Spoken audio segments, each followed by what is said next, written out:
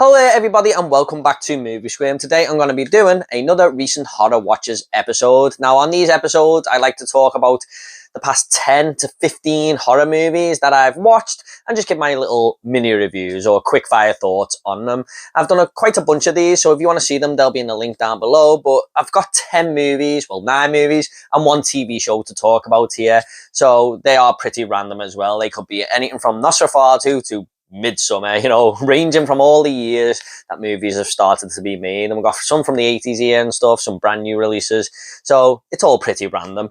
Now, I just want to say, 6 of these movies should have been the Silent Night, Deadly Night franchise, but because I've already reviewed 3 of those movies and done a full Silent Night, Deadly Night ranking, I'll leave that in the link down below as well. I'm just going to leave these out of these videos because I've talked about them a bunch on the channel already. So if you want to see them videos, they'll be in the link down below as well. So let's just get into it now with the first thing that I watched.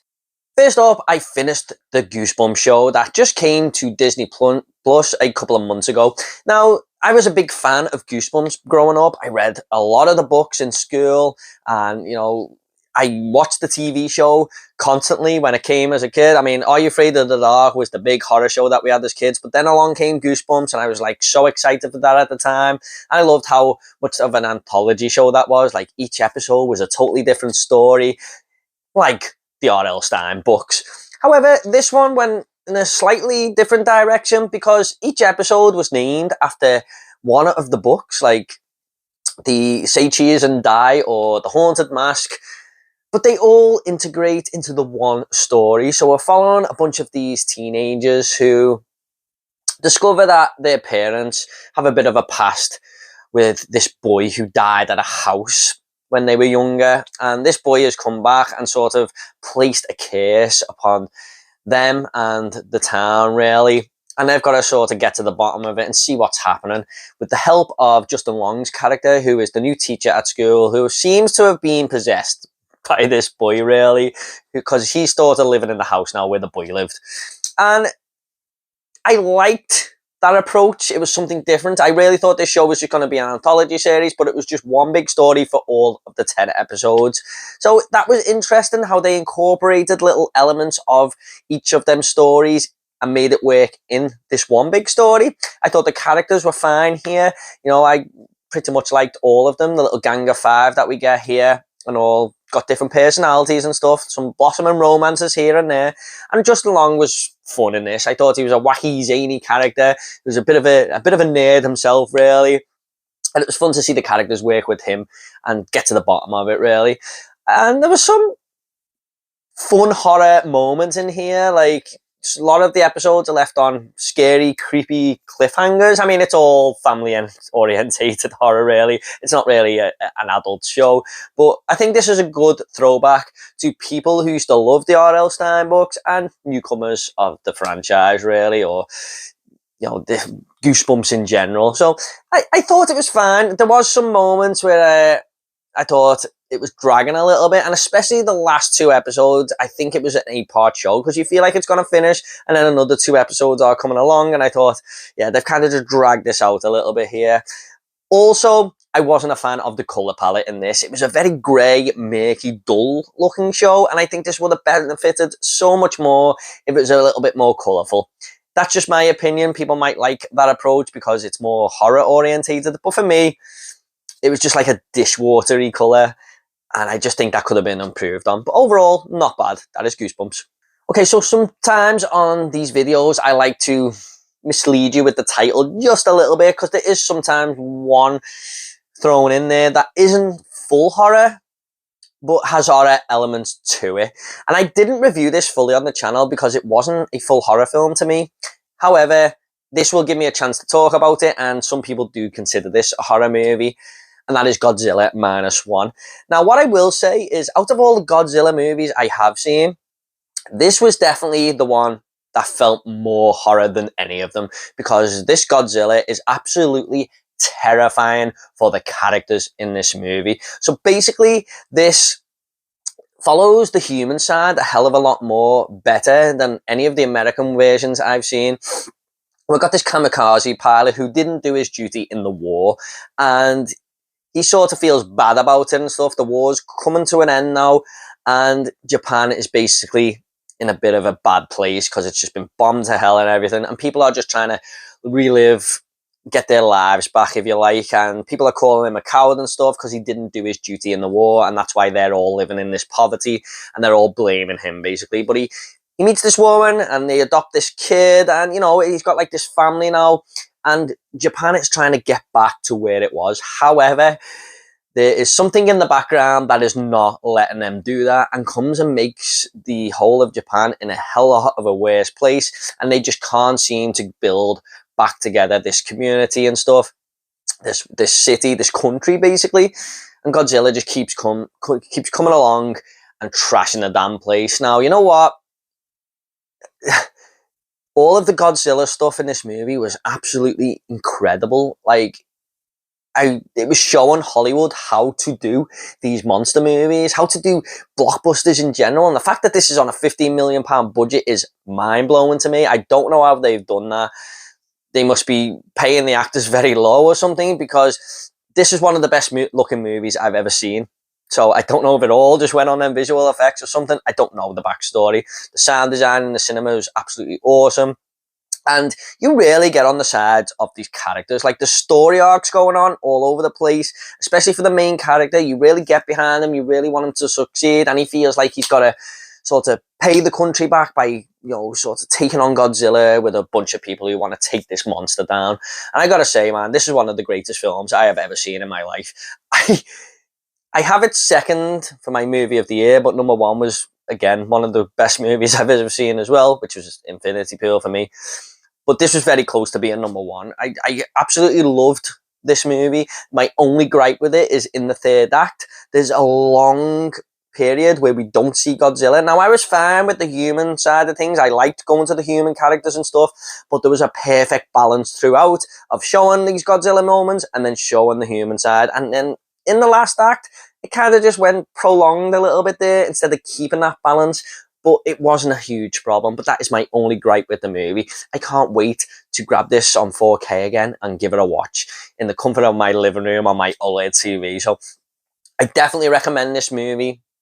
If you don't like subtitles, maybe it's not for you. But man, this was just awesome. I loved it. So that is Godzilla -1. Next up, we have a movie that I thought had huge promise. It kind of came out of nowhere. I seen the trailer and then it was coming out a few months later. And that is The Last Voyage of the Demeter. Now, I was kind of looking forward to this. Like I said, when I seen the trailer, I thought it had huge promise. And this is basically following Dracula's voyage from Transylvania to England, basically. And he's sort of a stowaway on the Demeter. It's a classic tale. I'm sure some of you have heard of it. But basically, he's hiding on this ship to get out of the country, basically. And these characters come aboard the ship, and they kind of don't know he's there, and they start getting picked off one by one through the night when this Dracula seems to come and just take these characters out. And that sounds like an awesome movie, and I gotta say, when these moments were happening, that was definitely the best part of the film. It kind of toes the line, really, by, you know, the children are involved in these killings and stuff, so it kind of wasn't scared to do that. There were some cool little kills here. I thought the Dracula looked okay. You know, nothing spectacular, but it was fine.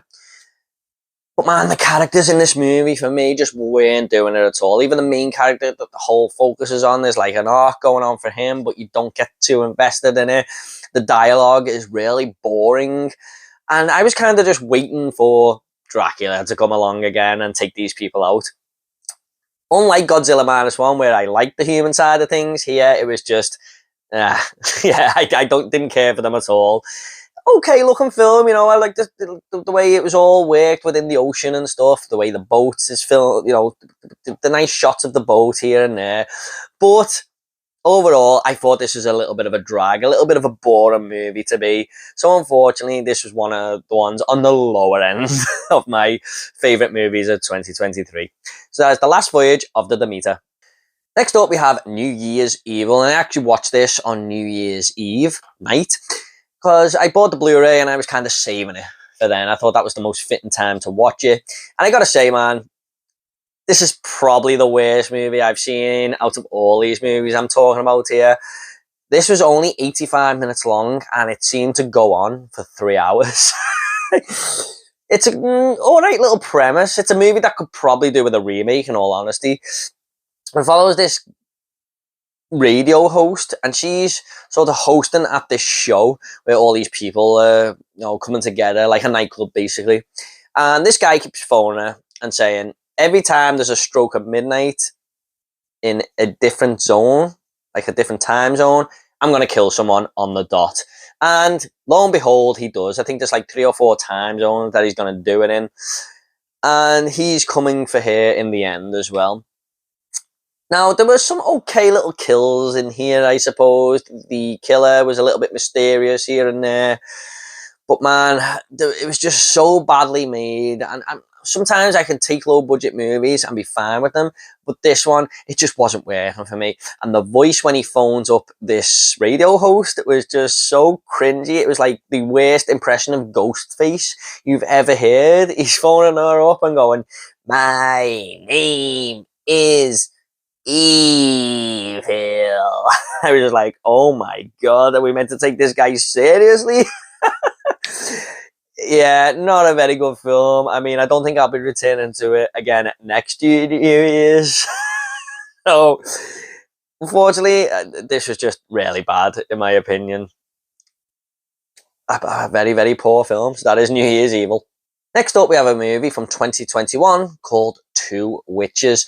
Now, this is a little bit of an anthology film because this tells 2 different stories, but they do sort of intertwine a little bit there.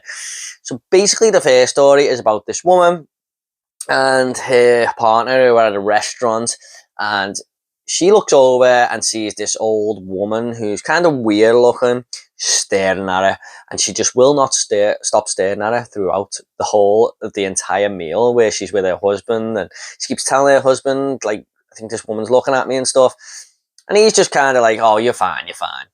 And everything after that in her life just goes down weird directions. She's seeing stuff when she gets home, just weird things in the house. She's just having nightmares constantly.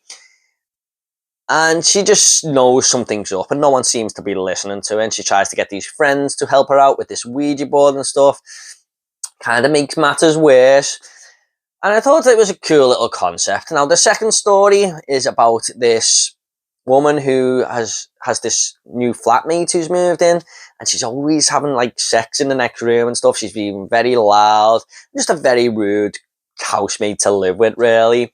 And she tries her best with this woman, she's like a young adult, really. She's like 21 or something, and she's trying her best with her, but she's just so awkward. She says all things out of the right, you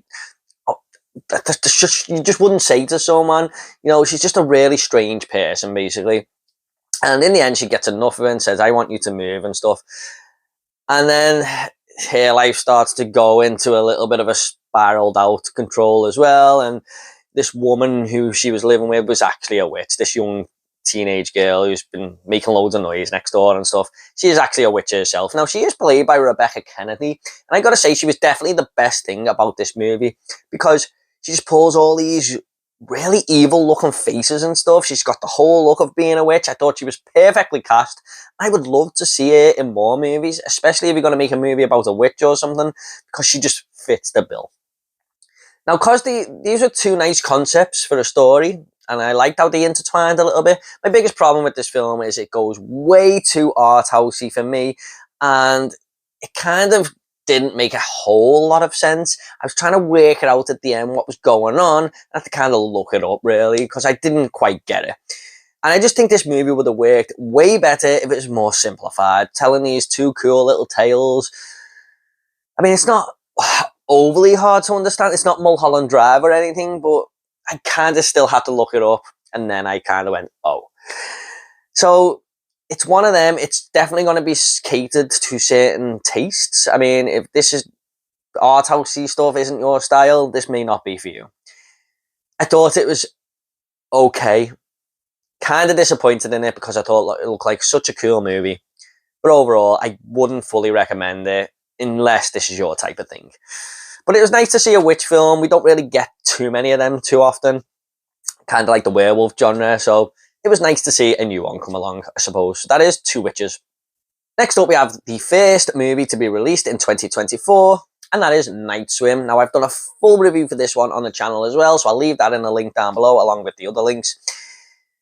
And this follows Wyatt Russell and his family, who move into this new house, and he is like a baseball player who's injured. And they've got this swimming pool, and the swimming pool is in fact haunted. It's got a bit of a history. They don't know about that until they start digging a little bit deeper. But it seems to be helping Wyatt Russell with his injury and accelerating his recovery at a high pace, basically, something he didn't anticipate. And he thinks it's down to basically exercising in the pool and stuff, but really it's the pool sort of working its dark magic in the background, really. Now, I thought this movie started off okay. I was kind of into it. I liked the family. I thought they were cast really well. They were all likable characters. I thought the scare scenes were done well as well. I don't think they went for too many generic jump scares, which I thought this movie was going to be full of. They kind of just let the scene play out instead of trying to shock you, which I appreciated. I don't need jump scares all the time in movies unless they're done very, very well. But in the third act, it kind of fell apart a little bit, and I just stopped caring.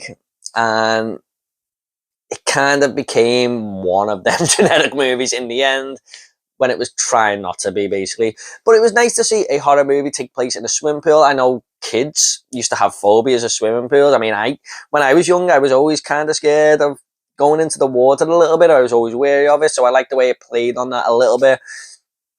But overall, this does feel like a January horror movie. I mean, it's not one I'm going to remember too much in the near future. It's not one I'm probably going to revisit. It has some positives, but it's just a very forgettable film, unfortunately.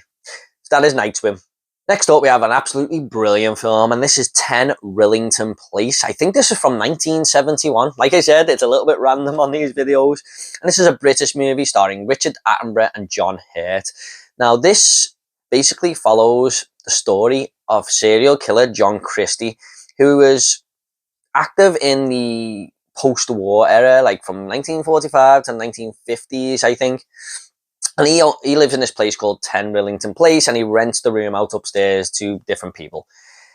And John Hurt and his wife and baby move in, and Richard Attenborough seizes his opportunity to make these guys' lives a living hell. He's killed before, and he's got his eyes set on this family now, basically.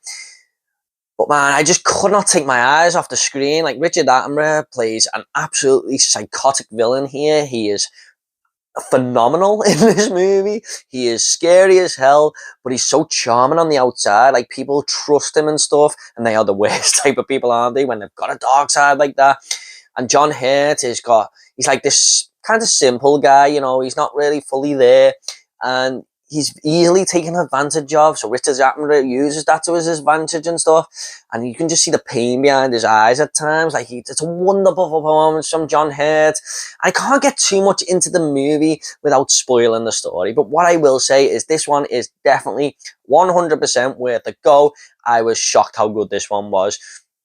So there's a few upsetting moments in this film, but it's all true. And I think they even used the dialogue that was said to have really happened. I don't know how they caught that, but apparently the real dialogue that they had in court and stuff that people had said, what other people had said, is used in the film to the exact letter. So it really does get this story down to a T. And I looked all this up on Wikipedia and stuff after it, and it does seem like it is a very true reimagining of what really happened. So I definitely think this is a film, if you like true crime or you just like serial killer movies in general, definitely give this one a go, with two fantastic performances at the forefront. So that is 10 Willington Place. Next up, we have Maggie, starring Arnold Schwarzenegger and Abigail Breslin. Now, I'm on a bit of a mission to see every single Arnold Schwarzenegger film. I tried to do it all last year, but there's still a few I need to see. So hopefully I'll get it done this year. But Maggie was one of them films, and I was quite looking forward to this one. So this sees, like, obviously the zombies are in this world now. There's this virus out there. But when people are kind of bitten or infected, it can take up to 7 to 8 weeks for these people to turn into a zombie, basically. They show little signs here and there where their veins are starting to turn different colours, but they don't go full zombie mode until about 2 months' time, really. And Arnold Schwarzenegger knows, and his wife know, that their daughter, played by Abigail Breslin, has been infected, and they just try and spend the most amount of time with her they can to basically make it all worthwhile, the time they have together. Arnold Schwarzenegger will not let, he's kind of not wanting to let go, basically, because I think they go get sent to this place, the infected, when they actually turn, and Arnold Schwarzenegger isn't going to let these people take her, basically. I just gotta say, I thought this movie was a little bit boring, to be honest. A little bit dull, a little bit dragged out. Like, I think Arnold Schwarzenegger put a very good performance in here. He was kind of back to, not fully what he used to be, but I've seen a few performances after he was mayor, like movies like is it Sabotage and stuff like that, where he's just not fully on his game. But here, I thought he put a good performance in, a good dramatic performance. But it's not a movie that I just got anything out of, really. I like the way they didn't show too much zombie stuff. I think that was all good, the way it was kept in the background. And there are one or two moments where we come across them, but they're not your typical type of zombies that you think. They're kind of, people feel bad for them and stuff like that. It's kind of hard to explain, really. But it's a zombie movie that felt like a Shyamalan movie, if that is the best way to put it, because it's all happening on this farm, but we don't really see too much of the outside world, if that makes sense. It's all contained, basically. So I thought this was fine, but for what it was going for, but I don't think it fully landed the landing, really. I don't think it was fully executed right. It's a watchable movie, but something that was just a little bit dragged out. So, not my favourite Arnold Schwarzenegger movie by any stretch of the imagination. So that is Maggie. Now, another goal of mine is to watch every Tobe Hooper movie before the year ends and do a full ranking on this channel. And there's still a few I haven't seen, and this is one of them, and that is The Funhouse. Now, this is a film I've always wanted to check out. I really like the look of the poster and the title Funhouse across it. That always used to draw me in, with this clown coming out of the funhouse and stuff. And I gotta say, up to now, this is the worst of the Tobe Hooper movies I have seen. And that is a damn shame, because I was really looking forward to this one. But this follows a group of two couples who go to this carnival that has come to town. And the main character doesn't really want to go. Her dad says, please don't go and stuff, because two people went missing the year before when this carnival was there. But they go anyway. And they're walking around for a bit and stuff, and just playing all these fun games and stuff in the carnival. And they decide that they're going to stay the night in the funhouse. They're going to hide in there and get locked in. Why you would do that, I have no idea. Why would you do that? But anyway, they do. And when they're in there, these carnies have sort of stayed there overnight, and they become victims of these carnies, basically. I've got to say, this has got a very familiar feel to Eaten Alive, where it's just kind of a very grimy and gritty horror movie. There are characters in there who are kind of diabolical, like Eaten Alive.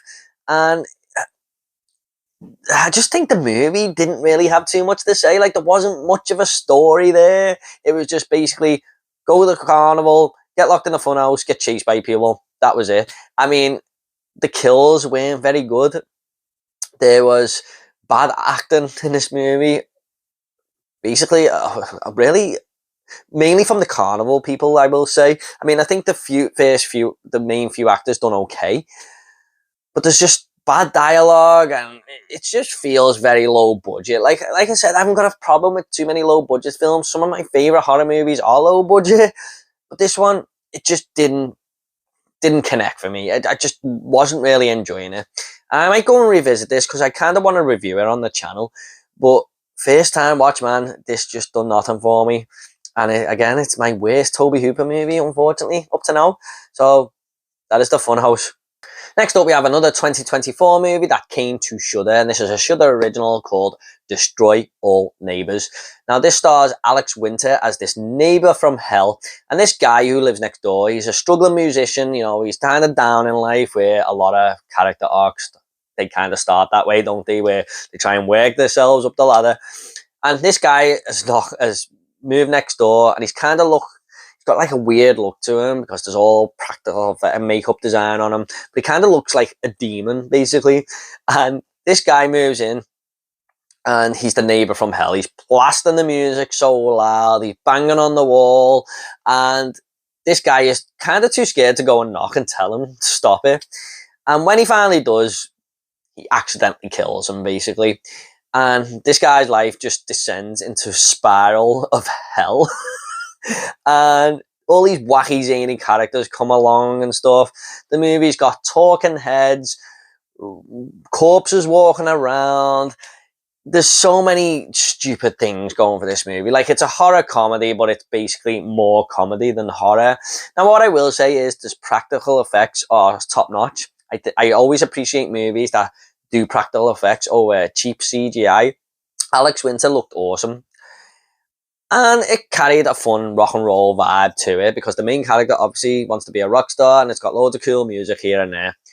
However, after the first act, which I was kind of enjoying, the movie just goes way too stupid, way too over the top for my liking, and just becomes something I didn't care about. And it was just so silly, and I just like, oh my god, I'm out of this movie now. And also, there were so many scenes where dialogue is being spoken, but you can't hear it because of the music playing in the background. Now, I don't know if that was the intention, because the main character is pissed off with the neighbor over the music, and that was trying to kind of playing into the viewing experience for me, but it just didn't work. Now, I've thought this was my TV, but I've heard other people say the exact same thing, so maybe it isn't just me. And a pretty grim, dull ending as well. I was like, what was the point in that? So overall, look, there was some funny moments as well in the first act. There was some lines of dialogue I was really laughing at, but then that fizzled out. So overall, I wasn't a fan of this. I actually preferred Night Swim out of the two horror movies I've seen this year. So that is Destroy All Neighbors.